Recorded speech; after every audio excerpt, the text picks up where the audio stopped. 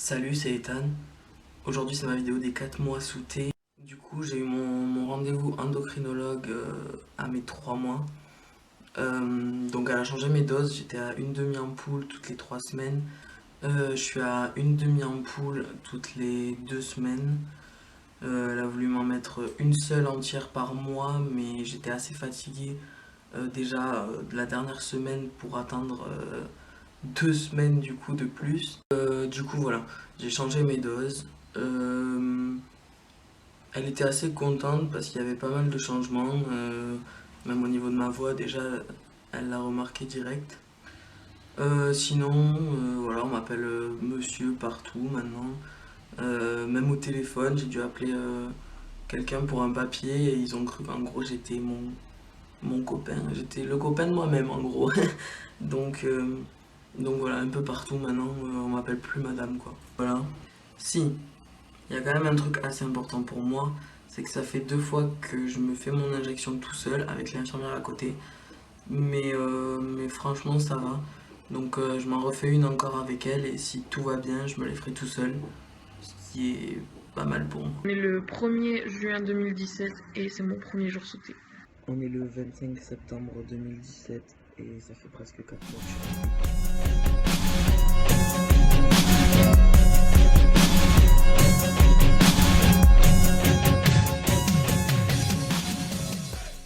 Salut, c'est Ethan.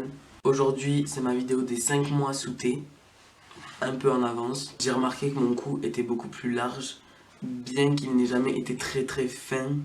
J'ai l'impression que ma poitrine a quand même diminué, même si c'est pas énorme évidemment à 5 mois sous thé. Après évidemment ma voix. Et ça je pense que ça s'entend pas mal, surtout que j'ai mis un comparatif au début de la vidéo et j'en mettrai un à la fin. Donc elle a pas mal baissé ce dernier mois. Ce qui fait que je suis assez content à ce niveau, vu que j'avais une énorme dysphorie de la voix. Ça soulage. Pour ce qui est des autres changements, je suis souvent énervé. Je dis pas que j'étais du genre super calme avant, mais c'est vrai que je suis beaucoup plus énervé depuis que je suis sous thé. Je suis aussi beaucoup plus fatigué. Je passe mon temps à penser à dormir. La dernière fois que j'ai vu mon endocrinologue, j'avais pas du tout assez de testostérone dans le corps. Du coup, ça peut jouer. Donc voilà, j'espère que tout va vite se régler et que je serai beaucoup moins fatigué. Parce qu'en plus, avec un enfant, c'est carrément pas pratique d'être tout le temps crevé. Surtout que rien qu'avec un enfant, t'es crevé tout le temps. Donc t'as pas besoin d'autre chose pour être crevé normal. J'ai aussi une dysphorie de plus en plus grande vis-à-vis de ma poitrine. Ce qui fait qu'il y a des jours où je peux avoir une confiance énorme en moi et il y a des jours où je sortirai pas de chez moi parce que je peux pas. Et je suis pas prêt de me faire opérer, sachant que je me fais opérer de toute autre chose en décembre et que je dois attendre quelques mois avant une nouvelle opération. Donc je vais garder ma poitrine que je déteste encore bien 6 mois. Ensuite, la libido, eh ben voilà quoi, c'est un feu d'artifice. J'ai absolument tout le temps envie. Voilà. C'est pas compliqué et je peux pas faire plus simple. Sinon, j'ai eu des questions gênantes de la part d'un médecin pour la première fois quand même en 5 mois. Autant il était gentil, autant je l'ai trouvé déplacé. Au début, il pensait vraiment que j'étais un mec 6. Sauf qu'en donnant ma carte vitale, évidemment, il s'est rendu compte que non. Clairement, il a commencé à me demander si j'allais totalement changer de sexe, donc si j'allais me faire une phalloplastie ou non, si j'allais me faire enlever ma poitrine ou non. Alors franchement, ça me dérange pas d'en parler, mais si c'est moi qui en parle, si c'est quelqu'un que je connais pas, ou à peine, c'est juste pas possible pour moi et je me suis senti super mal à l'aise. J'avais qu'une hâte, c'est que ça se termine. Sauf que, sur ma carte vitale, il a aussi vu le prénom de ma fille et il m'a dit c'est qui Charlie? Et sans mentir, je vous jure, ça s'est passé comme ça. C'est ma fille. Votre fille? Ma fille. Comment ça, c'est votre fille? Et je vous jure que là, j'étais super gênée. Je me suis dit, mais arrête de répéter ta fille, oui, c'est ma fille. Et clairement, dans la discussion d'avant, il m'avait demandé aussi si j'aimais les meufs ou les mecs. Hein. Et comme j'allais pas étaler ma vie, je lui ai dit, j'aime les filles. Mais après, du coup, il m'a dit, mais attendez, vous aimez les filles, vous avez eu un enfant? Ça te regarde pas. Enfin voilà, ça a duré une bonne vingtaine de minutes. C'était super long, super gênant, super chiant, super malaisant. Et sinon, il y a un seul mec qui m'a appelé madame. Pourquoi? Comment? On est le 1er juin 2017 et c'est mon premier jour sous thé. On est le 21 octobre 2017 et ça fait presque 5 mois que je suis sous thé.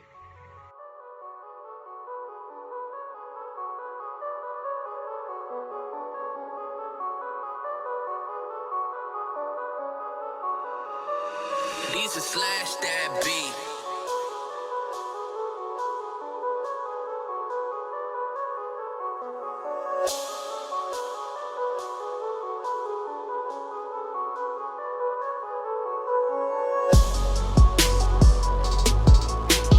Purchase your tracks.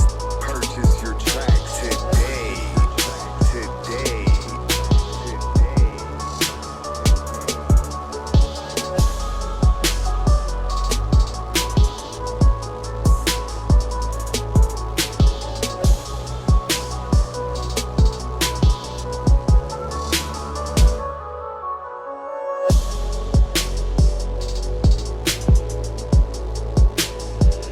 Lisa slash that beat.